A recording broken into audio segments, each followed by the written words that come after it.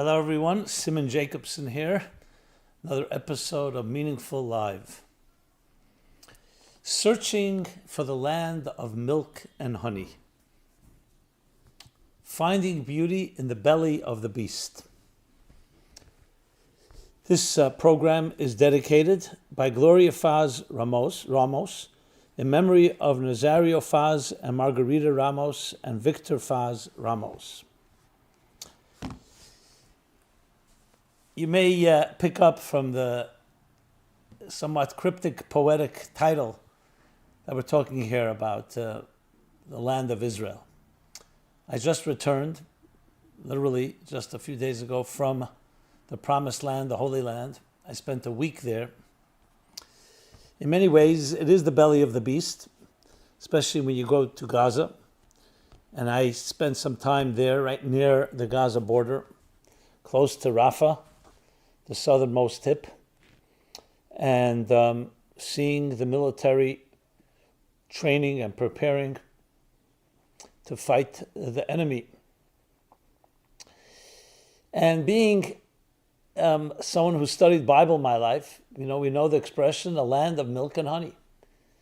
So in a way, I was in search, can I find the milk and the honey amidst all the chaos, amidst all the confusion, amidst all the violence, the death, the atrocities. And that confusion is not just in the Middle East, it's all over the world today. And I was just watching a video where I see students marching pro-Hamas, pro-Palestinian, anti-Israel. And they were all yelling, from the river to the sea, Palestine will be free. And they were asked, do you know what river we're talking about? What sea? And student after student had no clue. They really had no clue. It may have been the Pacific Ocean for all they knew. So with all that's going on, it's not just that we'll call it the suffering romantic or the suffering optimist within us that's looking for some ray of hope, like the light at the end of the tunnel, and that's not the light of on the oncoming train. It's more than that. There's always that element that you want to find, how human beings rise to the occasion, even during the Holocaust. Horrible of the events that happened. How simple people turned against their own neighbors. The horror, the atrocities, and so on. But then you find those few gems, those unsung heroes. Or maybe today there are some of them are sung heroes, that sacrifice themselves to help another person, simply because it's the right thing to do. So I was I can't say surprised, but I want to share with you my experience. I landed in Israel Wednesday morning, a week ago. I get a phone call a few hours after I land. I was at the time in Herzliya, and I get a call from one of the people I was working with who's distributing my book, Toward a Meaningful Life in Hebrew, a special edition in honor of the IDF, 50,000 books that were being distributed to 50,000 soldiers. Which is a very decent, very respectful run. And he says that tonight, if you're up to it, please come to a military base, a training military base called Tse'elim, which is 15 minutes away from Gaza, and we'll be giving out the books. There'll be a barbecue, and these are actual soldiers about ready to march into Gaza. And I said absolutely yes. And we went down there, 2.5 hour drive with traffic and all that. Got there, and I was overwhelmed. 21-year-old soldiers. And if you were there, you would never believe the contrast, literally. When you look at the media, the polarization, the politics, none of it there. There's a camaraderie, a love, an exuberance. You wouldn't even know it's a war in a way. They just are committed, absolutely not a shred of hesitation, ready to sacrifice their lives to protect other people. You don't hear that story at all. Everything is short-term. Should there be a ceasefire, not a ceasefire? And I've spoken about this plenty. Ceasefires are very simple. You know how you ceasefire? By doing exactly that, surrendering, putting down your arms, returning the hostages, unconditional surrender, and changing your constitution instead of declaring war against me, against us. Stop that. That's how you get ceasefires. But here you see this, the beauty, actual beauty. I wish we didn't have to see it in such tragic ways. People are ready to die. The next day they may be dead. So I saw this resilient human spirit arising amidst the ashes. And speaking to them, they don't even realize. It's without any ears, no ears about them, no issue. I remember them lining up for me to sign the books. They were turning to me, and I said to them, I'm embarrassed. I'm humbled to stand in front of you. And I compare it to the youth in the United States who have everything comfortable, prosperous. What are they ready to fight for? We have elements of procrastination, laziness, pettiness. Here, the crystal clear, they know exactly what they are standing for. They're standing to protect innocent people. And they do it with a smile. And not a forced smile. I saw what a real dedicated soldier is like. Again, I wish we didn't have to see it at all that way. So yes, I found milk and honey, and much more than that, treasures, that I will always be etched within my psyche. Seeing that the sense of urgency, sense of mission. You know, an astronaut goes to space, there's no room for wishy-washy, there's a goal. And you have to constantly keep your eyes on that objective. Just like you see a tightrope walker. Always a focus, total focus. It's a tremendous force of clarity and a force of vision when a person has that. Why does it require an enemy? Why does it require adversity? That's really the mysteries of existence, the absurdity of the human condition. But what we can learn from it is that type of focus. I wish we could have it only in good times. So that's a little taste of some of the experience that I had finding beauty, yes, even in the darkness of the dark. The human spirit. This is a call to all of us, a wake-up call. A wake-up call. What do we stand for?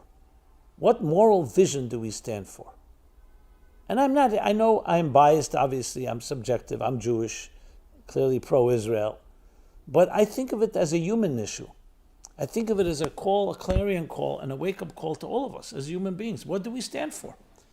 World War II was that moment of clarity. Once Pearl Harbor was attacked, America, the sleeping tiger, woke up.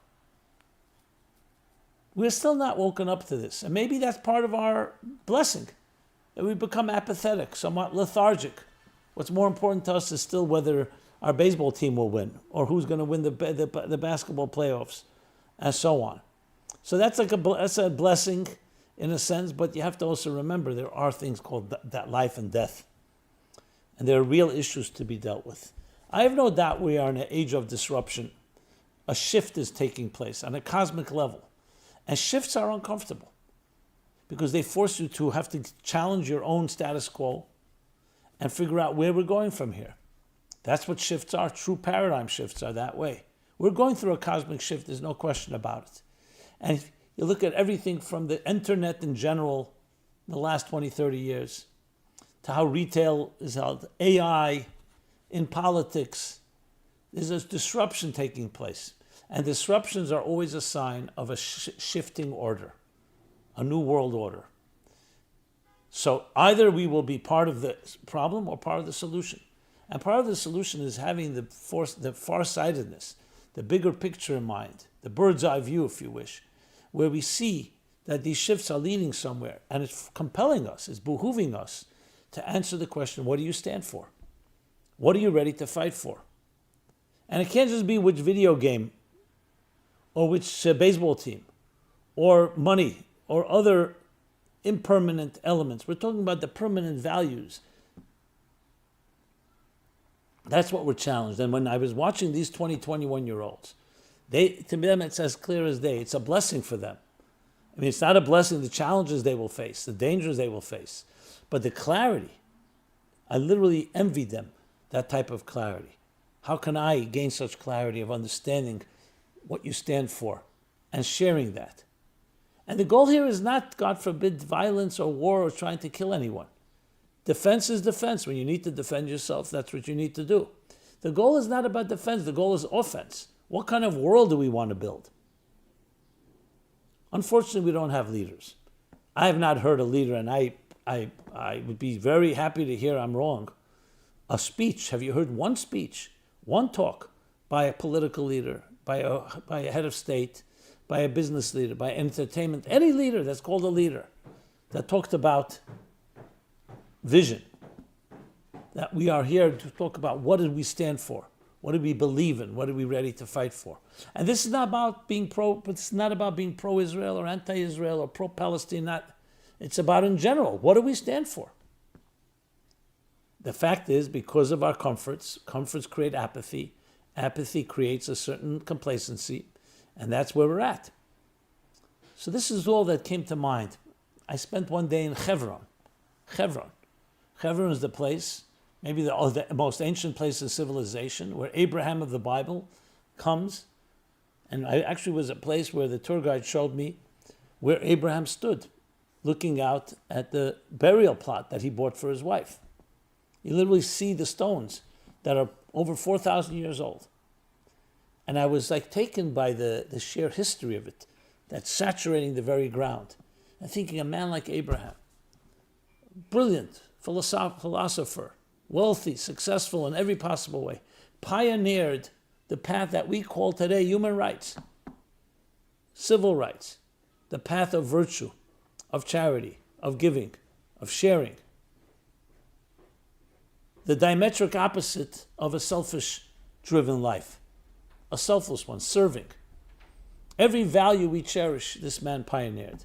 And I was standing there, he must have stood there 4,000 years ago on that very stone, and I was taken by it. And then I look around and I see there's the Jewish smaller community and the Arab larger community. And the guide points out to me, he says, here's a checkpoint, there's a soldier standing there, and there's a gate. On the other side of the gate is a well-known terrorist, he tells me. And the terrorist waves to me. He waves to me. And on the other side of the gate is a Jewish family. And I see the juxtaposition of different Weltanschauungs, different perspectives. And again, I try to always put myself in the shoes of everyone else. Can we find a place of transcendence? We all come from the same grandfather, Abraham. Again, the contrast of dark and light, of right and wrong, of beauty and the beast, milk and honey, and war and violence. I am a firm believer that every person, including the guy waving to me, has a divine soul, created in a divine image. But as Michelangelo put it, sometimes the angels are trapped in the marble, and you have to carve and set them free. What will it take to carve to set the milk and honey free, to flow, to set the beauty free, get rid of the beast? I know it sounds very naive, as I said, a suffering romantic, a suffering optimist, perhaps I am, but I still think that there is that beauty in there. And I would love to see the day that every Muslim and every Christian, every Jew and every Buddhist and every Hindu and every whatever name or title you give, every atheist and agnostic and everything in between, over and under, recognizes that spark, that divine spark, that music, that song. The religious battles being fought with such passion, yes, absolute passion, demonic passion, is just so incredibly insane. And yet, people believe in what they believe. Why they cannot see each other. A few weeks ago, you may have seen the video I did, the interview I did with Louay al-Sharif, a Muslim, born in Saudi Arabia. Till 18 years old, he tells me he hated Jews. Perfect siren at the right moment, huh? He hated Jews, simply out of indoctrination. He never met a Jew. Then he goes to France to study. And who do they put him up to dorm? He stays in a house, a Jewish home. He sees Stars of David. And he wants to get out of there as soon as possible. He calls his family, whoever. They said, stay a few days. If you really want to get out, we'll get you out. And what happens? He falls in love with his family. He met them for the first time. And he fell in love with Jews, with Israel. And he's trying to now influence people like himself. I asked him, is this an uphill battle? Is it doable? He says, well, I changed. You got to see this well, I'd say an interview, a dialogue between us. Check it out on our YouTube channel. So I find hope. There is ray of hope. Will it take time? But the more of us that join together and don't play neutral and undecided like the guy that said, I used to think I'm indecisive, now I'm not so sure. We have to get off that fence and take a position. Be part of the solution, not be part of the problem. And being indecisive is also part of the problem. The more of us that join this battle, the battle for clarity, of moral clarity, where's a line in the sand? What's acceptable, what's not acceptable? Of course, we have different opinions. Excuse me. The more of us that take that position, the faster this will happen. And with technology, things accelerate very quickly. I don't think we need thousands of years. I don't think we need hundreds of years. I don't even think we need decades. It could happen in just a short period of time. But we have to turn the tide and see this opportunity, this wake-up call, this shake-up of our systems, and look to those within our own hearts and souls, and to those mentors that we can respect and trust, to find what is it that we really believe in. Absolutely ready to fight for. Not fight against, fight for. The more of us that can join that, the more likely we will create that change faster than you can imagine. So, my friends, there is a land of milk and honey. That milk and honey is running through our hearts and souls, running through our very veins and arteries, pulsating within all of existence, waiting for us to release that power, that beauty, even in the belly of the beast. We can do it. We need to join together, share. We can have different approaches, we can have different opinions. But at the end of the day, we are all equally created in the divine image, each in our own particular hue, color, shade, our particular music that we sing and play. But we're all part of this cosmic symphony. We all need each other, and we all are needed. We all need to complement each other. So yes, you can call me a dreamer. You could say this sounds naive, and so on. I don't believe I'm naive. I know that there are difficulties involved. But we have to hold on to this. What other hope do we have? And I will say this, as a proud Jew.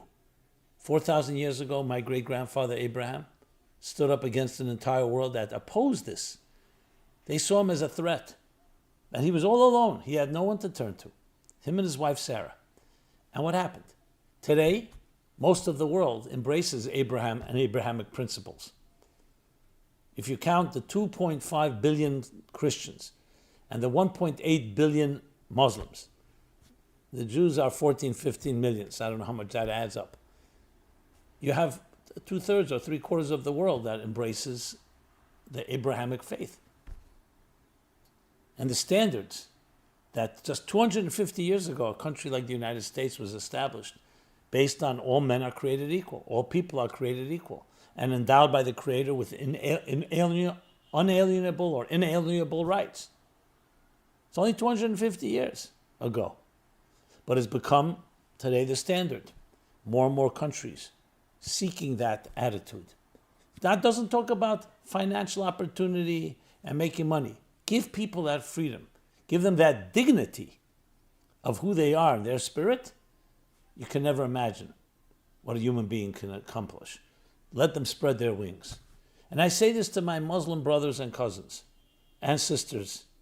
And I say it to my Christian brothers and cousins and sisters, as well as everyone else out there. We're all in this together. Yes, we are. And it's time that we rise to the occasion. The more of us that identify with that vision, the more glaring will be those that don't accept it for whatever reason. And more importantly, those numbers count. They can tip the scale. Practically speaking, let your voice be heard. Speak up. Write something. Share on social media. Email. Using all the channels in this context. And let's not politicize it. Let's not take sides. Let's take God's side. There's one God that created us all. We're all created in that divine image. That's what we should be advocating. I can assure you, you and I do it, exponentially it grows. The butterfly effect, and all the other elements that ultimately there are only 5 degrees of separation between us, we can tip the scales and change the world. That's what I come back with from Israel. I see on one hand war. On the other hand, I see a country going about its business. You wouldn't know if you were in Jerusalem or in other cities that there's a war being fought. So first I thought, that's very insensitive. People eating falafel and pizza and going to 5-star hotels and enjoying themselves, oblivious of people dying, innocent people dying just a few miles away. But then I thought to myself, no, you know what? Maybe there's some beauty in that as well. The beauty of being able to recognize and isolate, contain the battle, and not allow it to disrupt the children's lives going to school and so on. So we need to be aware of those battles and fight them. But at the same time, remember, we're not defined by them. Yet another contrasting miracle. So my friends, I come back with more faith and more confidence than ever before in the human race that we can do it, and we can create a world that will flow with milk and honey, with all its diversity, and find beauty even in the darkest places, and transform the darkness into tremendous light. Thank you so much for listening. Simon Jacobson here. MeaningfulLife.com is our website. Please subscribe to our offerings. Share your thoughts, your comments. Share with your friends. Let's get and spread the message out there. Be blessed and be well. Thank you so much.